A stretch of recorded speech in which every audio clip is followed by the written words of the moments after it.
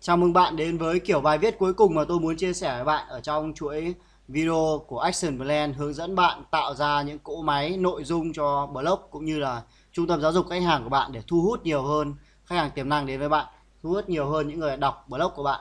Và ở trong video này thì tôi sẽ chia sẻ với bạn, như tôi đã nói, sẽ hướng dẫn bạn về một kiểu bài viết mà bạn thực sự cần phải đầu tư rất là nhiều thời gian và đầu tư kiến thức cũng như trí tuệ vào đây, bởi vì nó giúp cho bạn khẳng định được thương hiệu của bạn, khẳng định được doanh nghiệp của bạn và thu hút được những người thực sự thích những dòng sản phẩm mà bạn cung cấp. Đó là kiểu bài viết liên quan đến chuyên gia, những bài viết kiểu nghiên cứu. Và đây là kiểu bài viết tôi sẽ lên kế hoạch là vào 7 tháng 6 năm 2017 tôi sẽ viết một bài viết liên quan đến là kiểu bài viết nghiên cứu và dưới dạng text.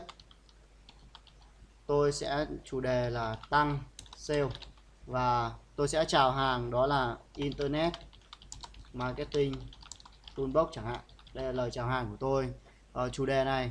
Và tiêu đề của tôi sẽ lấy ví dụ như tôi viết bài tối đa giá trị vòng đời khách hàng. Giá trị vòng đời khách hàng. Đây là tiêu đề của tôi. Và kiểu bài viết đó bạn có thể thấy ở bài viết tôi lấy ví dụ luôn của Succession. Kiểu bài viết này tốn thời gian của bạn và tốn sự nghiên cứu cũng như đầu tư. Tuy nhiên đây là kiểu bài viết mà sẽ mang đến cho bạn những người đọc chất lượng nhất. Bạn có thể thấy ở đây là một bài viết cực kỳ dài, lên đến 25.000 từ của tôi. Và tôi viết nó trong vòng một tuần.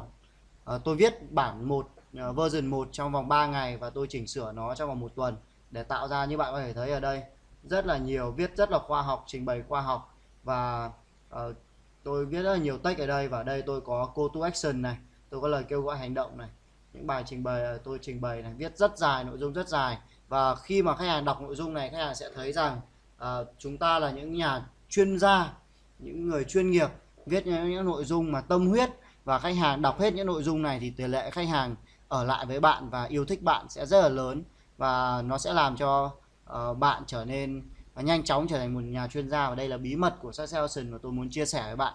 Rất là nhiều người không biết bí mật này. Những bài viết kiểu như nghiên cứu và kiểu như giúp cho bạn trở thành chuyên gia sẽ là bí mật của doanh nghiệp của bạn khi mà bạn công bố nó ra. Bởi vì khi khách hàng đọc, tôi đã nói rồi, khách hàng đọc, khách hàng sẽ cảm nhận thấy rằng ở đâu đó trong bài viết này có hình bóng của một chuyên gia ở đó, và khách hàng sẽ thích thú điều đó hơn là những bài viết tầm thường khác. Nếu như những kiểu bài viết trước đây tôi chia sẻ với bạn, nó rất dễ để tạo ra, có thể tạo ra một cách rất đơn giản bằng cách dùng những tài nguyên của người khác, hoặc là bằng những cách rất là đơn giản thôi, thì kiểu bài viết này, xin nhắc lại, nó tốn thời gian và bạn thực sự chú tâm vào kiểu bài viết này, bởi vì nó là trụ cột cho phần content marketing của bạn để thu hút khách hàng tiềm năng đến với bạn.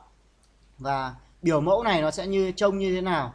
Đây là biểu mẫu mà tôi muốn dành cho bạn, đó là kiểu bài viết nghiên cứu về một chủ đề chuyên sâu. Đây là biểu mẫu mà bạn có thể dùng.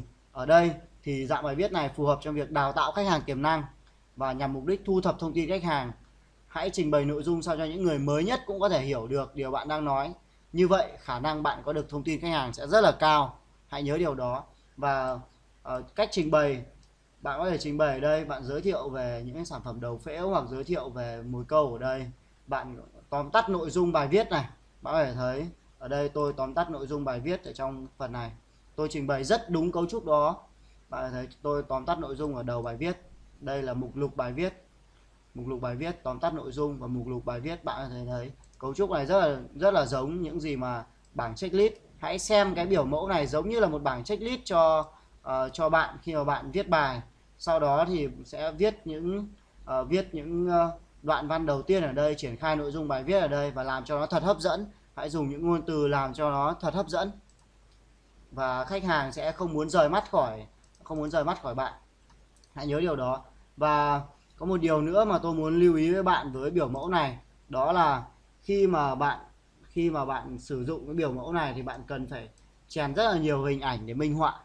Bởi vì bài viết của bạn dài và khách hàng muốn được một thứ gì đó minh họa cho những lời viết của bạn, và ít nhất bạn cần phải chèn đó là hình ảnh. Nếu có video thì càng tốt. Đó, bạn cần phải lưu ý khi sử dụng kiểu bài viết này. Và tôi xin nhắc lại trước khi kết thúc video này, Đó là kiểu bài viết này bạn cần phải thực sự dành thời gian. Tôi đã nhắc lại rất là nhiều lần trong video này rồi. Trong một video ngắn mà tôi nhắc lại rất nhiều lần là bạn phải thực sự dành thời gian cho kiểu bài viết này. Là tôi muốn nhấn mạnh rằng đây là kiểu bài viết cực kỳ quan trọng mà bạn phải có. Nếu như website của bạn bạn không có nhiều thời gian để tạo ra blog thì hãy chỉ cần tạo ra duy nhất một bài viết như này thôi.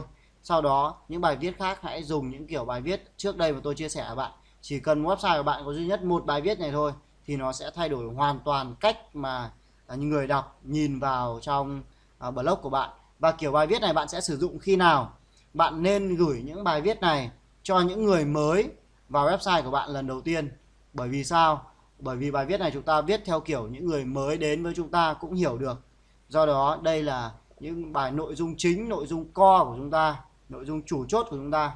Vì vậy chúng ta phải gửi cho họ khi họ mới vào để cho họ thấy rằng chúng ta có những nội dung cực kỳ chất lượng và lần sau họ còn quay lại với chúng ta. Nếu như lúc đầu mà họ mới vào họ đọc những bài viết mà họ cảm thấy không thích thú thì chắc chắn họ sẽ không quay trở lại với website của bạn đâu. Đó là những gì tôi muốn chia sẻ với bạn ở trong video này. Và ở trong những video trước cũng như là video này tôi đã chia sẻ với bạn tất cả những biểu mẫu mà Success Ocean đã sử dụng để tạo ra nội dung một cách dễ dàng nhất. Tuy nhiên khi bạn nhìn vào bảng kế hoạch này thì bạn thấy có rất là nhiều dạng bài post khác nhau. Ở đây bạn thấy rất là nhiều dạng bài post khác nhau ở đây. Và điều tôi muốn làm đó là bạn hãy download một cái bản hướng dẫn PDF của chúng tôi về dạng bài post. Hãy bấm sang bên này và download phiên bản này về. Và tôi rất là muốn bạn có thể sử dụng phiên bản này, đọc kỹ từng dạng bài post đó và hiểu nó và sử dụng nó để tạo ra những bài viết blog hiệu quả nhất để thu hút khách hàng tiềm năng đến với bạn. Có rất là nhiều. Ở đây chúng ta có những mục lục như bài viết của bạn, những mục lục như bài viết của bạn phải hữu ích này. Sau đó có những kiểu bài viết như là bài viết dưới dạng nghiên cứu, dưới dạng checklist, dưới dạng hướng dẫn cách tốt nhất. Đó, ở đây nó định nghĩa rất là rõ rồi, bạn chỉ cần đọc, hiểu và làm theo. Và bài viết của bạn phải có tính nhân văn. Ví dụ những bài viết kiểu có tính nhân văn, ví dụ như bài viết dưới dạng hậu trường là bài viết về ngày nghỉ, ngày lễ này, bài viết dạng phàn nàn này, hoặc bài viết của bạn có tính rộng lượng, ví dụ như bài phỏng vấn, bài trích dẫn hoặc là bài viết tặng miễn phí hoặc tổng hợp nội dung nào đó để làm cho khách hàng cảm thấy giá trị.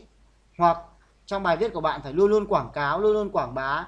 Có rất là nhiều những dạng bài viết khác nhau, dạng bài viết so sánh, cập nhật công ty, cập nhật thông tin công ty, bài viết dưới dạng báo cáo thu nhập hoặc bài viết dưới dạng thuyết trình. Rất là nhiều bài viết khác nhau. Hãy viết những bài viết với những ý kiến trái chiều. Tôi đã nói với bạn, tôi đã chia sẻ với bạn một biểu mẫu về bài viết ý kiến trái chiều. Ví dụ bài viết nhúng những tài liệu của người khác vào website của bạn, sau đó bạn phân tích, đưa ra phân tích và nhận xét của bạn. Đó là bài viết kiểu dạng chèn phần phản hồi vào của bạn. Hoặc bài viết kiểu giải trí vui nhộn, hoặc bài viết của bạn phải đăng đúng thời điểm, ví dụ như là bài viết cảm nhận, bài viết khảo sát. Có rất là nhiều kiểu bài viết khác nhau ở đây. Đó, bạn có thể download cái biểu mẫu này, chúng tôi chèn nó ở phần đầu tiên của Action Plan này. Và tôi tin chắc rằng sau khi bạn hoàn thành Action Plan này, bạn sẽ trở thành một chuyên gia tạo ra những bài viết chất lượng giống như Success Ocean và những chuyên gia Internet Marketing khác đang làm. Hẹn gặp bạn ở trong video tiếp theo của Action Plan này.